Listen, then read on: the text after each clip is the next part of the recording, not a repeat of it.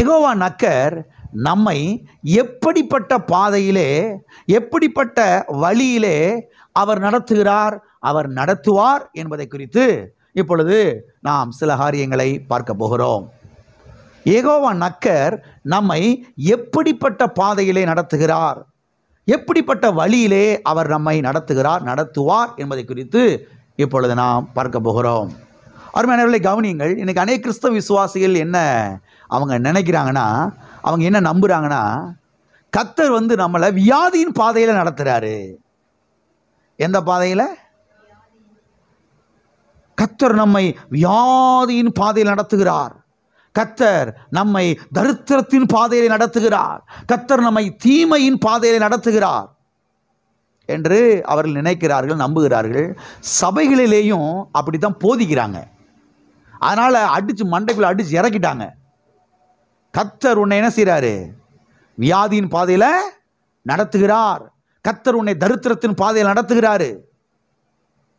தோத்திரம் தோத்திரம் தோத்திரம் தோத்திரம் சொல்லிக்கிட்டே உட்காந்துரு. அல்லேலூயா அல்லேலூயான்னு சொல்லு. இதுதான் உனக்கு போ அப்படின்னு சொல்லி போதிச்சிட்டாங்க. அதனால வியாதி வந்தா, கஷ்டங்கள் வந்தா இவங்க என்ன நினைக்கிறாங்க? கிறிஸ்தவ மக்கள் கர்த்தர் தான் வியாதியை கொடுத்துருக்கிறாரு, கர்த்தர் தான் வியாதியின் பாதையில் நடத்துகிறாரு, கர்த்தர் தான் தரித்திரத்தின் பாதையில் நடத்துகிறாரு, கர்த்தர் தான் தீமையின் பாதையில் நடத்துகிறாரு என்று அல்லேலூயா அல்லேலூயா தோத்திரம் தோத்திரம் தோத்திரம் உட்காந்துக்கிட்டு இருக்காங்க. கர்த்தருடைய உள்ள ரொம்ப வேதனைப்படுகிறது. அருமையான தேவனுடைய பிள்ளைகளை கவனியுங்கள். கர்த்தர் ஒரு நாளும் நம்மை வியாதியின் பாதையிலே நடத்த மாட்டார். கர்த்தர் ஒரு நாள் நம்மை தரித்திரத்தின் பாதையிலே நடத்த மாட்டார். கர்த்தர் ஒரு நாள் நம்மை தீமையின் பாதையிலே நடத்த மாட்டார். எல்லாம் இருக்கிறீங்களா? சத்தியவேதத்தில் நான் வாசிக்கிறோம், உங்களை குறித்த என்னுடைய நினைவுகள் அது தீமைக்கு அல்ல, அது நன்மைக்கு ஏதுவான, சமாதானத்துக்கு ஏதுவான நினைவுகளே. என்ன நினைவுகளே? சமாதானத்துக்கு ஏதுவான நினைவுகளே, நன்மைக்கு ஏதுவான நினைவுகளே. அவருடைய நினைவு என்ன? சமாதானம். யாரை பற்றி? என்னை பற்றி. என்னை பற்றி அவருடைய நினைவு என்ன? சுகம், ஆரோக்கியம், ஐஸ்வர்யம், செழிப்பு, ஆசீர்வாதம், வெற்றி, உயர்வு. அவருடைய நினைவே அதுதான். அவருடைய நினைவு அப்படி இருக்கும் பொழுது பிறகு எப்படி கர்த்தர் என்னைய வியாதியின் பாதையில் நடத்துவாரு, கஷ்டத்தின் பாதையில் நடத்துவாரு, தீமையின் பாதையில் நடத்துவாரு, தரித்திரத்தின் பாதையில் நடத்துவாரு? எல்லாம் இருக்கிறீங்களா? ஒரு நாள் கர்த்தர் நம்ம எப்படி என்ன செய்ய மாட்டார்? நடத்த மாட்டார். ஆகவே இதை குறித்து நாம் ஆழமாய் பார்க்க வேண்டியது அவசியமாக இருக்கிறது. யெகோவா நக்கர் நம்மை எப்படிப்பட்ட பாதையிலே நடத்துகிறார், எப்படிப்பட்ட வழியிலே அவர் நம்மை நடத்துகிறார் என்பதை குறித்து நாம் பார்க்க வேண்டியது அவசியமாக இருக்கிறது. ஓகே, முதலாவதாக யெகோவா நக்கர் நம்மை எப்படிப்பட்ட பாதையிலே நடத்துகிறார் என்று சொன்னால், நீதியின் பாதையிலே அவர் நம்மை நடத்துகிறார் என்று சத்தியவேதம் சொல்லுகிறது. எப்படிப்பட்ட பாதையில் நடத்துகிறார்? நீதியின் பாதையிலே. வாசிப்போம் சங்கீதம் 23 3ஆம் வசனத்தினுடைய 2வது பகுதி. தம்முடைய நாமத்தின் நிமித்தம் என்னை நீதியின் பாதைகளிலே நடத்துகிறார். அவர் என் ஆத்துமாவை தேற்றி தம்முடைய நாமத்தின் நிமித்தம் என்னை நீதியின் பாதையிலே நடத்துகிறார். எப்படிப்பட்ட பாதையிலே நடத்துகிறார்? நீதியின் பாதையிலே. சரி, நீதியின் பாதை என்பது எது?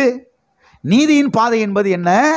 நேரான பாதையாகும், நேர்மையான பாதையாகும், செம்மையான பாதையாகும். எனவே யெகோவா நக்கர் நம்மை நேரான பாதையிலே, நேர்மையான பாதையிலே, செம்மையான பாதையிலே, நீதியின் பாதையிலே அவர் நம்ம என்ன செய்கிறார்? நடத்துகிறார். இன்றைக்கு அநேக கிறிஸ்தவ விசுவாசிகள் என்ன சொல்லுகிறார்கள்? கர்த்தருடைய நடத்துதலே புரியல பிரதர். எது புரியல? கர்த்தருடைய நடத்துதலே ஒன்றும் புரியல பிரதர். ஏன் புரியலனா, யெகோவா நக்கர் யார் என்கிற வெளிச்சம் கிடையவே கிடையாது. கர்த்தர் யார் என்கிற அந்த அறிவு கிடையாது. கர்த்தர் யார்? கர்த்தர் என்னை நீதியின் பாதையிலே நடத்துகிறார். தீமையின் பாதையிலே அல்ல, வியாதியின் பாதையிலே அல்ல, நெருக்கத்தின் பாதையிலே அல்ல, வேதனையின் பாதையிலே அல்ல, நீதியின் பாதையிலே. ஆமென். சமாதானத்தின் பாதையிலே, சுகத்தின் பாதையிலே, ஆரோக்கியத்தின் பாதையிலே, வெற்றியின் பாதையிலே அவர் நம்மை என்ன செய்கிறார்? நடத்துகிறார். அது மாத்திரமல்ல, யெகோவா நக்கர் என்றால் குட் கைடர் என்று அர்த்தமாகும். எப்படிப்பட்ட கைடர்? குட் கைடர், நல்ல வழிகாட்டி என்று அர்த்தம். பாருங்க, நீங்க சுற்றுலா ஸ்தலத்துக்கெல்லாம் போனீங்கன்னா அங்க இந்த கைடர்ஸ்லாம் இருப்பாங்க. புஸ்தகத்தை கையில் வச்சுக்கிட்டு கைடு வேணுமா கைடு வேணுமா கைடு வேணுமான்னு செய்வாங்க. நீங்கள் இந்த கொடைக்கானல், ஊட்டி, இன்னும் பெங்களூர், இன்னும் இப்போ இந்த சுற்றுலா ஸ்தலங்களுக்கெல்லாம் போனீங்கன்னா அங்கே ஆட்கள் இருப்பாங்க. அவங்கள ஒரு ஆளை பிடிச்சிட்டா, அவங்கள காரில் ஏற்றிக்கிட்டா, அவங்க கரெக்டாக எங்கெங்கே போகணுமோ எல்லா இடத்துக்கு கூட்டிகிட்டு போயிட்டு செய்வாங்க. கரெக்டாக காட்டுவாங்க. அவங்களுக்கு ஒரு நாளைக்கு இவ்வளோ சம்பளம்னு கொடுத்துடணும். அவங்களுக்கு கூட இருக்கிற வரைக்கும் நம்ம என்ன சாப்பாடை சாப்பிட்றோமோ அவங்களுக்கு சாப்பாடை வாங்கி கொடுத்துட்டா போதும். அவங்க கரெக்டாக செய்வாங்க. இந்த பிளேஸ் சூப்பராக இருக்குது சார், அந்த பிளேஸ் சூப்பராக இருக்குது சார், அங்கே நல்லா இருக்குது, இங்கே நல்லா இருக்குது, இங்கே நல்லா ஷூட்டிங் பிளேஸ் சார், இங்கே நல்லா ஃபோட்டோஸ்லாம் எடுக்கலாம் சார், இங்கெல்லாம் பிள்ளைங்க நல்லா என்ஜாய் பண்ணுவாங்க சார் சொல்லி கரெக்டாக நம்மளை என்ன செய்வாங்க? அவங்க வந்து நம்மளை கைட் பண்ணுவாங்க. நம்மளாக போனோம்னா சுற்றி சுற்றி அலைய வேண்டியதான், டைம் எல்லாம் வேஸ்ட் ஆகிடும். அதனால் இந்த கைடர்ஸுக்கெல்லாம் பாருங்கள் அங்கே இருப்பாங்க. எங்கே? இந்த சுற்றுலா ஸ்தலங்களுக்கு நீங்கள் போனீங்கன்னா நான் சொல்கிறேன், இந்த உலகத்திலேயே குட் கைடர் யாருன்னா பரிசுத்த ஆவியானவர். ஆமென். அவர் அற்புதமாக நடத்துறாரு. இங்க பாரு, கல்வாரி சிலுவையில் ஆண்டவராக இயேசு கிறிஸ்து உனக்காக என்ன செஞ்சு முடிச்சிருக்கிறார் என்பதை பாரு. இதை பாரு, தழும்ப பாரு, காயங்களை பாரு, முள்முடியை பாரு. அவருடைய வியாதியெல்லாம் சுமந்திருக்கிறார், உன் தரித்திரத்தெல்லாம் சுமந்திருக்கிறார், உன் பலவீனத்தெல்லாம் சுமந்திருக்கிறார், உன் தீமையெல்லாம் சுமந்திருக்கிறார். உனக்காக கல்வாரி சிலுவையில் பாடுபட்டிருக்கிறார், பாதாளத்துக்குள்ளே போயிருக்கிறார், 3ஆம் நாள் உயிர்த்து வந்திருக்கிறார். கல்வாரி சிலுவையில் ஆண்டவராக இயேசு கிறிஸ்து உனக்கு என்னெல்லாம் செஞ்சு முடிச்சிருக்கிறார் என்பதை பார் என்று பாருங்க. சத்திய வேதத்தில் பல பகுதிகளில் போய் என்ன செய்கிறார்? நமக்கு எடுத்து அப்படியே காண்பிக்கிறார். ஆவியானவரை போல, யெகோவா நக்கரை போல குட் கைடர் இந்த உலகத்தில் யார் என்ன செய்ய முடியாது? இருக்க முடியாது. எனவே வழி தெரியவில்லை என்கிற நிறை வரும் பொழுது யெகோவா நக்கரை முற்றிலுமாய் நாம் என்ன செய்ய வேண்டும்? சார்ந்து கொள்ள வேண்டும். சார்ந்து கொள்வது மட்டுமல்ல, அவரிடத்திலே நாம் சொல்ல வேண்டும். என்ன சொல்ல வேண்டும்? யெகோவா நக்கரே, உமது நாமத்தின் நிமித்தம் என்னை நீதியின் பாதையிலே நடத்தும், உமது நாமத்தின் நிமித்தம் என்னை சமாதானத்தின் பாதையிலே நடத்தும், உமது நாமத்தின் நிமித்தம் என்னை வெற்றியின் பாதையிலே நடத்தும், உமது நாமத்தின் நிமித்தம் என்னை சுகத்தின் பாதையிலே நடத்தும், உமது நாமத்தின் நிமித்தம் என்னை ஆசீர்வாதத்தின் பாதையிலே நடத்தும், உமது நாமத்தின் நிமித்தம் என்னை செழிப்பின் பாதையிலே நடத்தும் என்று என்ன செய்ய வேண்டும்? அடிக்கடி கர்த்தர்ட்ட சொல்ல வேண்டும். சொல்லும்போது அற்புதமாய் அவர் என்ன செய்வார்? நடத்துவார். இன்னைக்கு மக்களுடைய பிரச்சனை என்ன தெரியுமா? ஆண்டவர்கிட்ட சொல்றதே கிடையாது. எல்லாம் இருக்கிறீங்களா? காசு நல்லா கொஞ்சம் நிறைய இருக்கிற வரைக்கும் இவன் தாய் பூன்னு ஆட்டம் போடுறது, காசுக்கு எல்லாம் ஜலஞ்ச உடனே அப்படி உம்முன்னு போய் என்ன செஞ்சிடறது. சர்ச்சுக்கு போய் என்ன ஆச்சு? ஆண்டவரை தேடி என்ன ஆச்சு? காசு இருக்கும்போது தாட்டு பூட்டுன்னு ஆடுறது, தலையில் ஆடுறது, பரதநாட்டியம் டிஸ்கோ டான்ஸ்லாம் ஆடுறது. என்ன எல்லாரும் மாதிரியா பார்க்குறீங்க? கதகளிலாம் ஆடுறது, காசு எல்லாம் போன உடனே ஆமாம் என்னத்தை சர்ச்சுக்கு போய் என்னத்தை அப்படின்றது. அவனுடைய வாயை சரி பண்ண வேண்டியது அவசியமாக இருக்கிறது. யெகோவா நக்கரே, நீர் என்ன செய்யும்? நீதியின் பாதையிலே நடத்தும்.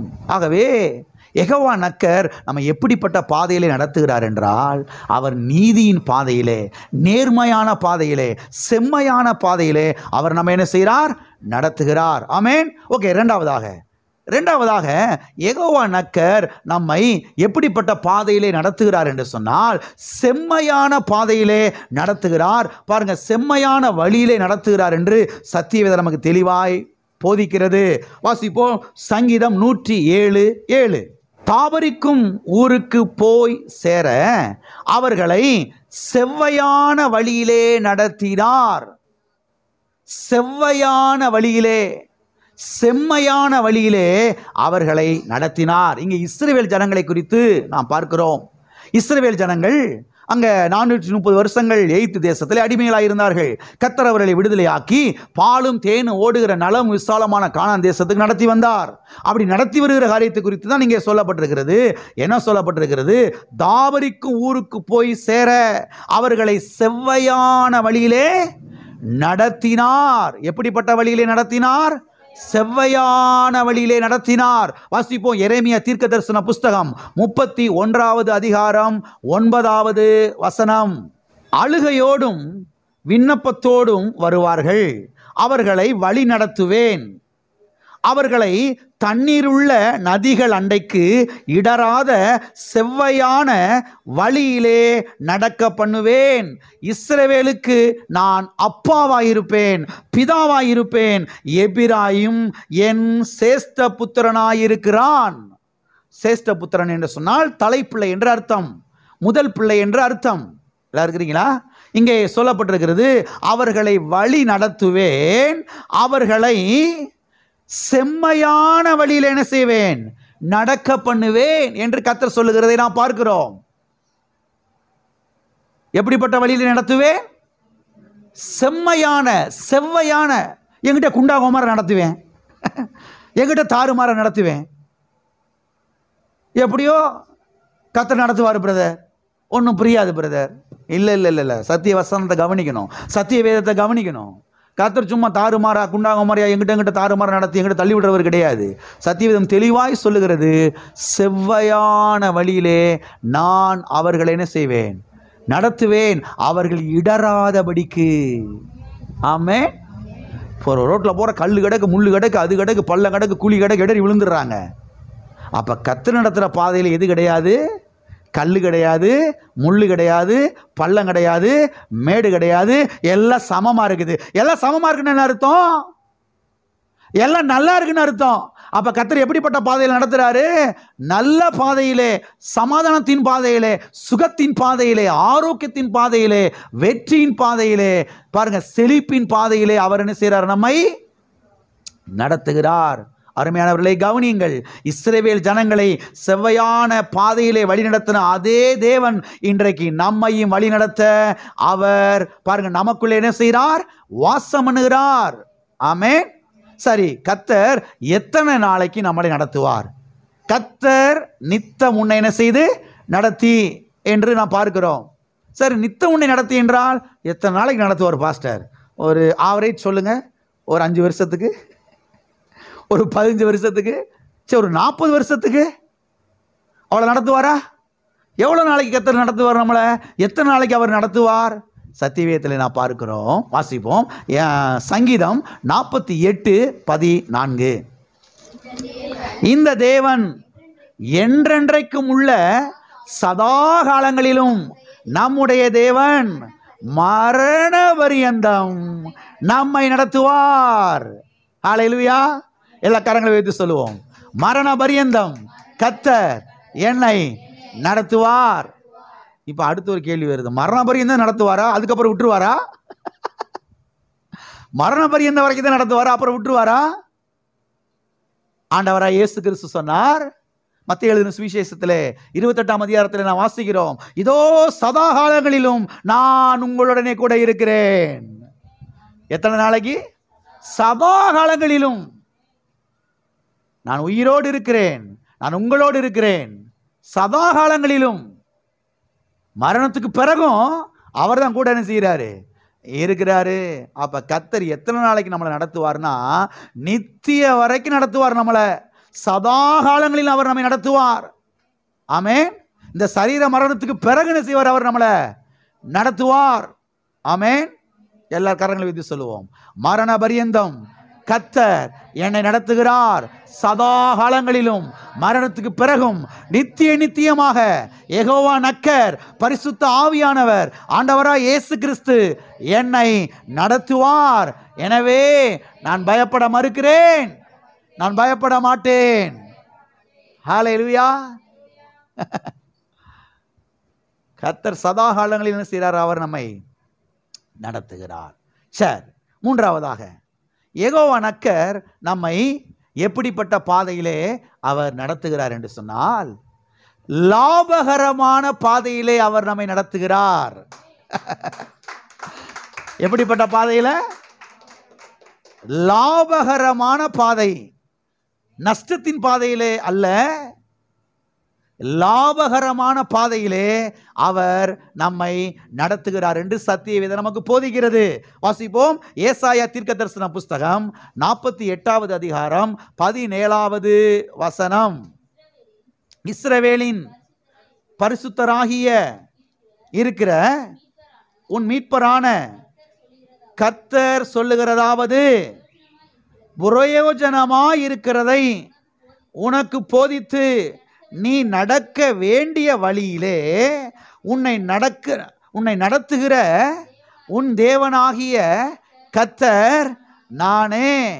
பிரயோஜனமானவைகளை, தமிழ்ல அவ்வளவு நல்லா இல்லை, ஆங்கிலத்தில் இதை நல்லா மொழிபெயர்த்திருக்கிறாங்க. லாபகரமான வழியிலே நடத்துகிற உன் தேவனாகிய கர்த்தர் நானே. கெயின் இல்லையா, லாபம் சொல்றாங்க இல்லையா?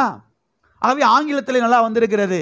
லாபகரமானவைகளை உனக்கு போதித்து உன்னை நடத்துவேன். அப்ப கர்த்தர் யாருன்னா லாபத்தின் தேவன்.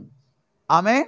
எப்பயுமே கர்த்தர் நமக்கு ஒரு ஆலோசனை கொடுத்தாருன்னா லாபகரமான ஆலோசனை தான் கொடுப்பாரு, நஷ்டமான ஆலோசனை கொடுக்கவே மாட்டாரு. கர்த்தர் நம்மளை நடத்துறாருன்னா லாபகரமான பாதையில தான், வழியில தானே செய்வார். கர்த்தர் நம்மளை நடத்துவார். நமக்கு நஷ்டம் வர்றது மாதிரி, நமக்கு இழப்பு வர்றது மாதிரி ஒரு நாள் கர்த்தர் நம்மளை என்ன செய்ய மாட்டாரு, நடத்த மாட்டார். அநேக கிறிஸ்தவர்கள் பாருங்க என்ன நினைக்கிறாங்கன்னா, தேவன் நம்மளை பக்தியா இருக்கிறதுக்கு மட்டும்தானே செய்வாரு, நடத்துவாரு. பக்திமான வாழ்றதுக்கு மாத்திரம்தான் கர்த்தர் என்ன செஞ்சிருக்கிறார், நம்மளை அழைச்சிருக்கிறாரு என்று அவங்க நினைக்கிறாங்க. ஆனால் சத்தியவேதம் நமக்கு தெளிவாக இங்கே சொல்லுகிறது, நாம் பக்திமானாய் மாத்திரமல்ல, நாம் பாருங்க நமக்கு பிரயோஜனமானவைகளை, லாபகரமான காரியங்களை போதிக்கும்படியாக அவர் நம்ம என்ன செய்திருக்கிறார், அழைத்திருக்கிறார். ஆமென். பிரதர் பக்தியா இருக்கணும், பிரதர் பரிசுத்தமா இருக்கணும், பிரதர் ரைட்டு, இதெல்லாம் உண்மைதான். பக்தியா இருக்கணும், பரிசுத்தமா இருக்கணும், இதெல்லாம் கரெக்ட் தான். சத்தியவேதம் இதெல்லாம் குறித்து போதிக்கிறது. ஆனால் அதுக்காக மாத்திரம் இல்லை, அது மட்டும் இல்லை, லாபகரமாய் இருப்பதற்காகவும் கர்த்தர் நம்மை அழைத்திருக்கிறார். லாபமாய் வாழ்வதற்காகவும் கர்த்தர் செய்திருக்கிறார், நம்மை அழைத்திருக்கிறார். எனவே தேவனுடைய பிள்ளைகள் லாபகரமான நபர்களாய் இருக்க வேண்டும். ஏனென்றால் லாபத்தின் தேவன் நமக்குள்ளே வாசம் பண்ணுகிறார். ஆமென். லாபத்தின் தேவன் நமக்குள்ளே வாசம் பண்ணுகிறார். இலக்கரங்களை வச்சு சொல்லுவோம், லாபத்தின் தேவன் எனக்குள்ளே வாசம் பண்ணுகிறார். எனவே நான் நஷ்டத்தின் நபர் அல்ல, நான் லாபகரமான மனிதன். ஆமென். அநேகருக்கு லாபம் வர்ற மாதிரி கர்த்தர் நம்மளை நடத்துறாரு. ஆமென். நம் மூலமா அநேகருக்கு லாபம் என்ன செய்கிறது, வருகிறது. ஆமென். எனவே யெகோவா நக்கர் நம்மை லாபகரமான வழியிலே, லாபகரமான பாதையிலே நடத்துகிறவராய் இருக்கிறார். ஓகே, நான்காவதாக யெகோவா நக்கர் நம்மை பாருங்க நிமிர்ந்து நடக்க பண்ணுகிறவராய் இருக்கிறார் என்று சத்தியவேதம் சொல்லுகிறது. நிமிர்ந்து நடக்க பண்ணுகிறவர். எல்லா கரங்களை வைத்து சொல்லுவோம், கர்த்தர் என்னை நிமிர்ந்து நடக்க பண்ணுகிறவராய் இருக்கிறார். அநேகருடைய தலைகள் அப்படியே தாழ்ந்து கிடக்குது, அப்படியே முகமெல்லாம் தொங்கி போய் கிடக்குது. ஏன்னா சில வியாதியினாலே, சில பணத்தின் நெருக்கத்தினாலே, கடன் பிரச்சனையினாலே, ஏழ்மையினாலே, தரித்திரத்தினாலே, சில தீமையினாலே அவருடைய தலை அப்படியே பாருங்க கவுந்து போய் கிடக்குது, நிமிர முடியாமல் நிற்குது. ஆனால் கர்த்தருடைய வார்த்தை தெளிவாய் சொல்லுகிறது, சத்தியவேதம் தெளிவாய் சொல்லுகிறது, உன்னை நிமிர்ந்து நடக்க பண்ணுகிற உன் தேவனாய கர்த்தர் நானே. உன் தலையை நிமிர்ந்து நடக்க பண்ணுவேன். ஆமென். பாருங்க, இப்படிப்பட்ட வாக்கு தத்தங்களை எல்லாம் அப்படி இறுக பிடிச்சுக்கிறணும், சேலஞ்சா எடுத்துக்கிறணும். கர்த்தாவே, நான் தலை குனிஞ்சு நிற்கும்படியாய் நீர் என்னை விடுகிற தேவன் அல்ல, என் தலையை உயர்த்துகிற தேவனாய் இருக்கிறீர். என் தலையை நிமிர பண்ணுகிற தேவனாய் இருக்கிறீர் ஆண்டவரே. கல்வாரி சிலுவையிலே கர்த்தாவே நீர் தலையை சாய்த்தீர் என்று நாங்கள் வாசிக்கிறோம். எதற்காக? என்னுடைய தலையை நிமிர்த்துவதற்காக. ஆமென். என்னுடைய தலையை நிமிர்த்துவதற்காக அன்றைக்கு நீர் தலையை சாய்த்தீரே கர்த்தாவே. ஓ தேவனை, இதை நினைக்கிறேன். என் தலையை நிமிர பண்ணும். என்னுடைய உறவினர்களுக்கு முன்பதாக, என்னுடைய சொந்தக்காரர்களுக்கு முன்பதாக, என்னுடைய பந்து ஜனங்களுக்கு முன்பதாக, என்னுடைய ஊருக்காரர்களுக்கு முன்பதாக, நான் வாழுகிற அந்த பகுதியிலே என் தலையை நீர் நிமிர பண்ணும். நீர் சொல்லி இருக்கிறீர் கர்த்தாவே. யெகோவா நக்கரே, ஒரு நாளும் என் தலையை கவரும்படியாய், குனிந்து செல்லும்படியாய் நீர் விட மாட்டீர். ஆமே. வாசிப்போம் அந்த வசனத்தை. யெகோவா நக்கர் நம்மை நிமிர்ந்து நடக்க பண்ணுகிற கர்த்தராயிருக்கிறார். லேவியராகமம் 26வது அதிகாரம் 13வது வசனம். நீங்கள் எகிப்தியருக்கு அடிமைகளாயிராதபடிக்கு நான் அவர்கள் தேசத்திலிருந்து உங்களை புறப்பட பண்ணி உங்கள் நுகத்தடிகளை முறித்து உங்களை நிமிர்ந்து நடக்க பண்ணின உங்கள் தேவனாகிய கர்த்தர். உங்கள் நுகத்தடிகளை முறித்து, அந்த கடன் பிரச்சனை என்கிற நுகத்தை முறித்து, வியாதி என்கிற அந்த நுகத்தை முறித்து, தீமை என்கிற அந்த நுகத்தை முறித்து உங்களை நிமிர்ந்து நடக்க பண்ணின உங்கள் தேவனாகிய கர்த்தர் நானே. நைட்ல தூக்க வரல எந்திரிச்சு இதெல்லாம் சொல்ல ஆரம்பிங்க. கர்த்தாவே, கடன் என்கிற அந்த நுகத்தை என் வாழ்க்கையில் நீர் முறித்து போட்டதுக்காக ஸ்தோத்திர ஆண்டவரே. கடன் பிரச்சனை என்கிற அந்த நுகத்தை முறித்து போட்டதுக்காக உமக்கு ஸ்தோத்திர ஆண்டவரே. என்னை நிமிர பண்ணினபடியால் உமக்கு ஸ்தோத்திரம். என் தலையை உயர்த்துகிற தேவனாய் நீர் இருக்கிறீர் ஆண்டவரே. இங்கே எழுதப்பட்டிருக்கிறது, எகிப்தியருக்கு அடிமைகளாயிராதபடிக்கு. எகிப்தியர் என்கிற அந்த இடத்துல கடன்காரன் போட்டு வச்சுக்கோங்க, நல்லா விளங்கும். கடன்காரனுக்கு அடிமையாயிராதபடிக்கு. ஏனென்று சொன்னால் நீதிமொழிகள் புஸ்தகத்தில் நான் வாசிக்கிறோம், கடன் வாங்கினவன் கடன் கொடுத்தவனுக்கு அடிமை. இங்கே சொல்லப்பட்டிருக்கிறது, எகிப்தியருக்கு நீங்கள் அடிமைகளாயிராதபடிக்கு. அப்போ ஒரு நாளும் நாம் யாருக்கு அடிமையா இருப்பதை கர்த்தர் என்ன செய்யல, விரும்பல. கடன்காரனுக்கு அடிமை இருக்கக்கூடாது. ஆமென். வியாதிக்கு அடிமையா இருக்கக்கூடாது, தீமைக்கு அடிமையா இருக்கக்கூடாது. அதெல்லாம் மேற்கொண்டு மேலே நிற்கிறவளா நாம் என்ன செய்ய வேண்டும், இருக்க வேண்டும். அப்ப கர்த்தர் எதை விரும்புகிறார் என்பதை கவனியுங்கள். எகிப்தியருக்கு அடிமையாயிராதபடிக்கு உங்களை நான் என்ன செய்தேன், அங்கே இருந்து வெளியே கொண்டு வந்தேன் என்று அவர் சொல்லுகிறதை நாம் பார்க்கிறோம். உங்கள் நுகத்தடியை முறித்தேன் என்று சொல்லுகிறதை நாம் பார்க்கிறோம். உங்கள் தலையை நான் நிமிர்ந்து நடக்க பண்ணினேன் என்று சொல்லுகிறதை இங்கே நாம் பார்க்கிறோம். ஆகவே தேவனுடைய பிள்ளைகளை கவனியுங்கள், இதெல்லாம் ஆழமாய் கவனியுங்கள். ஒரு நாள் நீங்கள் கடனுக்குள்ளே இருப்பது தேவனுடைய சித்தம், ஒரு நாளில் நீங்கள் தீமைக்குள்ளே இருப்பது தேவனுடைய சித்தம் கிடையாது. கடன்பட்டு அடிமையாக இருப்பது தேவனுடைய சித்தம் கிடையவே கிடையாது. கடன் கொடுப்பது தான் தேவனுடைய சித்தம். ஆமென். கடன் கொடுக்கிறவர்களாய் வாழ்வதுதான் தேவனுடைய சித்தம். எல்லார் கரங்களை வைத்து சொல்லுவோம், நான் கடன்காரனுக்கு அடிமையாயிராதபடிக்கு கர்த்தர் என்னை விடுதலையாக்கி இருக்கிறார். கர்த்தர் கடன் என்கிற நுகத்தடியை முறித்திருக்கிறார். கர்த்தர் என்னை நிமிர்ந்து நடக்க பண்ணுகிறார். ஹல்லேலூயா, ஹல்லேலூயா, ஹல்லேலூயா, ஹல்லேலூயா. இதெல்லாம் விசுவாசிக்கணும். இதெல்லாம் என்ன செய்யணும், விசுவாசிக்கணும். சும்மா அப்படியே என்ன பண்ண போகிறோம், என்ன ஆக போகுது, அப்படியே புலம்பிக்கிட்டு திரியக்கூடாது. புலம்பிக்கிட்டு திரியதை நிறுத்திட்டு இதெல்லாம் எடுத்து பேச ஆரம்பிக்கணும், விசுவாசிக்கணும். யெகோவா நக்கரே, ஒரு நாளும் கடனுக்குள்ளே என்னை நடத்த மாட்டீர், வியாதிக்குள்ளே நீரை நடத்த மாட்டீர், அடிமைத்தனத்துக்குள்ளே நீரை நடத்த மாட்டீர், தீமைக்குள்ளே நீரை நடத்த மாட்டீர். கர்த்தாவே, என்னை அதிலிருந்து விடுதலை ஆக்கி இருக்கிறீர். அந்த இதெல்லாம் என் வாழ்க்கையிலே முறித்து எரிந்திருக்கிறீர். கர்த்தாவே, என் தலையை நிமிர்ந்து நடக்க பண்ணினபடியால் உமக்கு ஸ்தோத்திரம். நிமிர்ந்து நடக்க பண்ணினபடியால் உமக்கு ஸ்தோத்திரம். நிமிர்ந்து நடக்க பண்ணினபடியால் உமக்கு ஸ்தோத்திரம். நான் சொல்றேன், தொடர்ந்து பேசுங்க. நான் சொல்றேன், சீக்கிரத்தில் எல்லா கடனையும் அடைச்சு முடிச்சுட்டு கடன் கொடுக்கிறவங்களா மாறிடுவீங்க. கடன் கொடுக்கிறவங்களா மாறிடுவீங்க. எப்பயுமே உங்க பர்ஸ்ல உங்க பாக்கெட்ல கட்ட பணம் இருக்கும். எத்தனை ராமன் சொல்றீங்க? விசுவாசிங்க, இதெல்லாம் விசுவாசிங்க. அணைகிறதெல்லாம் கேட்டுட்டு பொருளாசக்கார பயிலார் பாயம் போல அப்படின்றவாங்க. இது பேர் பொருளாசை கிடையாது. கர்த்தரே சொல்றாரு. ஆமே, கர்த்தரை இப்படிலாம் சொல்கிறாரு. ஒன்றும் இல்லாமல் தொடச்ச கட்டிக்கிட்டு அப்படியே எப்படி யாரா தருவா, யாரா அப்படி வருவா அப்படின்னு பார்த்துக்கிட்டு இருக்கிறது லைஃப் கிடையாது. நம்மகிட்ட எப்பயுமே நிறைஞ்சு இருக்கணும். அதைத்தான் கர்த்தர் விரும்புகிறாரு. ஆமென். நம்ம 4 பேருக்கு கொடுக்கணும், 10 பேருக்கு கொடுக்கணும், 100 பேருக்கு கொடுக்கணும். அந்த மாதிரி லெவலுக்கு வரும்படியாய் கர்த்தர் என்ன செய்கிறாரு? விரும்புகிறார். அதனால தான் கர்த்தர் கல்வாரி சிலுவையில் தரித்திரத்தை செஞ்சார், சுமந்து தீர்த்தார். எல்லாம் இருக்கிறீங்களா? ஆகவே கர்த்தர் பாருங்க, நம்முடைய தலையை நிமிர்ந்து நடக்க பண்ணுகிற தேவனாய் அவர் இருக்கிறார். சத்திய வேதத்திலே பாருங்க, ஒரு கூனியை குறித்து நான் வாசிக்கிறோம். 18 வருஷமா கூனி. எத்தனை வருஷம்? அப்பா, பார்த்துருக்கீங்களா அப்படிலாம் ஆட்களை? நான் பார்த்துருக்கேன். சின்ன வயசாக இருக்கும்போது கிராமங்களுக்கு போனேன். எங்கள் பாட்டி வீட்டுக்கெலாம் போனோம்னா அங்கே இருப்பாங்க. கூனை கிளவின்னு சொல்லி இந்த பசங்களை, சின்ன பசங்களை கேள்வி பண்ணிட்டு கிடப்பாங்க. குச்சி ஊண்டிக்கிட்டே போவாங்க. நிமிரவே முடியாது, வானத்தை பார்க்கவே முடியாது. கூனி அப்படியே போயிட்டாங்க, குச்சி ஊண்டிக்கிட்டே போவாங்க. குறுக்கு அப்படியே என்ன செஞ்சிருச்சு?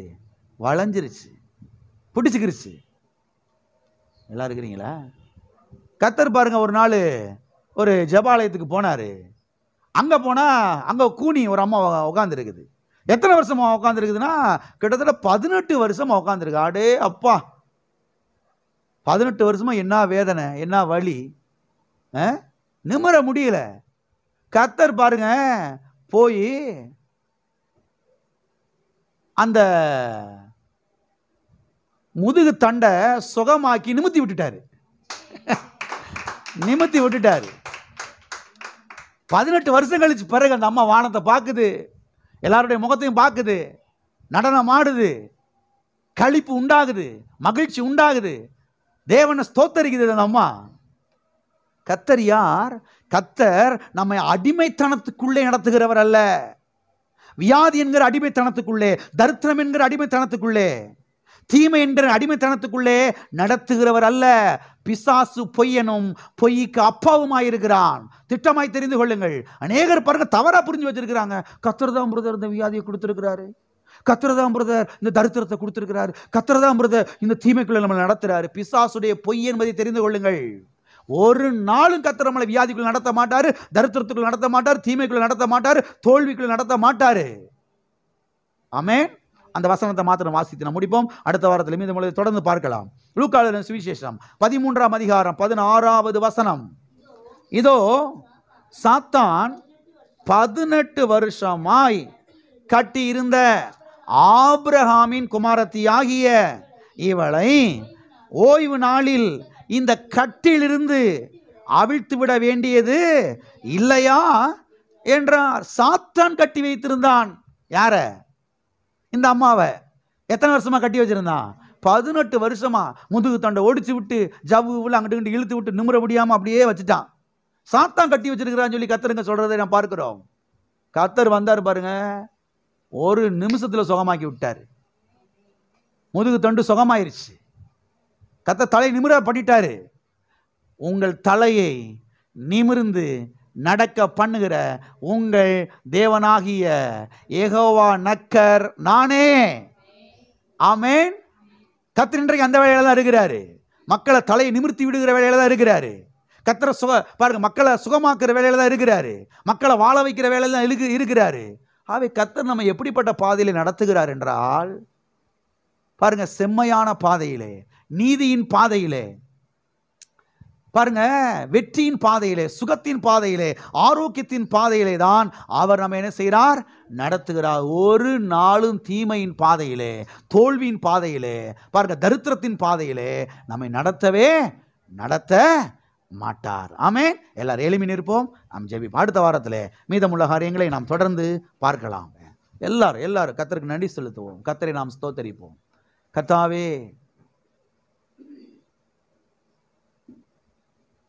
கடன் பிரச்சனை என்கிற இந்த நுகத்தை நீர் முறித்து என் தலையை நிமிர்ந்து நடக்க பண்ணினபடியால் உமக்கு ஸ்தோத்திரம். இந்த குறிப்பிட்ட வியாதி என்கிற அந்த நுகத்தை முறித்து என்னை நிமிர்ந்து நடக்க பண்ணினபடியால் ஸ்தோத்திரம். இந்த குறிப்பிட்ட தீமையை முறித்து என்னை நிமிர்ந்து நடக்க பண்ணினபடியால் உமக்கு ஸ்தோத்திரம் ஆண்டவரே. ஓ ஹalleluya, ஹalleluya, ஹalleluya. ஓ தேவனே ஸ்தோத்தரிக்கிறோம். யெகோவா நக்கரே, ஒரு நாளும் நீர் எங்களை தீமையின் பாதையில் நடத்த மாட்டீர், வியாதியின் பாதையில் நடத்த மாட்டீர், தரித்திரத்தின் பாதையில் நடத்த மாட்டீர் ஆண்டவரே. கடனுக்குள்ள பிடித்து எங்களை தள்ளிவிட மாட்டீர் ஆண்டவரே. கடனுக்குள்ளே இருந்து நீர் எங்களை விடுதலை ஆக்குகிற தேவனாயிருக்கிறீர். எங்கள் தலையை நிமிர்ந்து நடக்க பண்ணுகிற தேவனாயிருக்கிறீர். அவர்கள் அவரை நோக்கி பார்த்தார்கள், பிரகாசம் அடைந்தார்கள், அவருடைய முகங்கள் வெட்கப்படவில்லை என்று எழுதப்பட்டிருக்கிறதே. ஓ ஹல்லேலூயா, ஹல்லேலூயா, ஹல்லேலூயா, ஹல்லேலூயா. எங்கள் முகத்தை பிரகாசிக்க பண்ணுகிறீர். எங்கள் முகத்தை வெட்கப்பட்டு போக விட மாட்டீர் ஆண்டவரே. எங்கள் முகத்தை பிரகாசிக்க பண்ணுவீர். விசுவாசிக்கிறோம், விசுவாசிக்கிறோம். ஹல்லேலூயா. தகப்பனே, இயேசு நாமத்தில் உம்முடைய சமூகத்தில் வருகிறோம். ஆசீர்வதிக்கப்பட்ட அந்த வேலைக்காக நன்றி ஆண்டவரே. கர்த்தாவே, யெகோவா நக்கரே, கர்த்தாவே, உம்மை குறித்தான வெளிப்பாடை, வெளிச்சத்தை இன்னும் அதிகமாய் நீர் எங்களுக்கு தர வேண்டும்படியா நாங்கள் ஜெபிக்கிறோம் ஆண்டவரே. கர்த்தாவே, பிள்ளைகளை அந்த குறிப்பிட்ட கடனுக்குள்ளே இருந்து, அந்த குறிப்பிட்ட வியாதிக்குள்ளிருந்து கர்த்தாவே நீர் விடுதலையாக்கி, அந்த வியாதியை முறித்தெறிந்து, அந்த கடனை முறித்தெறிந்து நீர் இவர்களை நிமிர பண்ணினபடியால் ஸ்தோத்திரம் கர்த்தாவே. கல்வாரி சிலுவையிலே வியாதிகளை சுமந்து தீர்த்திருக்கிறீர், கடனுக்கு முடிவு கட்டியிருக்கிறீர் ஆண்டவரே. அதற்காக நன்றி ஆண்டவரே. பிள்ளைகளை வாழ வைக்கிறீர், அதற்காக நன்றி. மகிமையை எல்லாம் உமக்கே செலுத்துகிறோம். எங்கள் மீட்பர் இரட்சகருமா இயேசு நாமத்தில் ஜெபிக்கிறோம் எங்கள் ஜீவனுள்ள நல்ல பிதாவே. என் ஆத்துமாவே கர்த்தரை ஸ்தோத்திரி, என் முழு உள்ளமே அவருடைய பரிசுத்த நாமத்தை ஸ்தோத்திரி. என் ஆத்துமாவே கர்த்தரை ஸ்தோத்திரி, கர்த்தர் செய்த சகல உபகாரங்களையும் மறவாதே. நம்முடைய கர்த்தராகிய இயேசு கிறிஸ்துவின் கிருபையும், பிதாவாகிய தேவனுடைய அன்பும், பரிசுத்த ஆவியானவருடைய ஐக்கியமும் இப்போதும் எப்போதும் நம் அனைவரோடும் கூட சதா காலங்களிலும்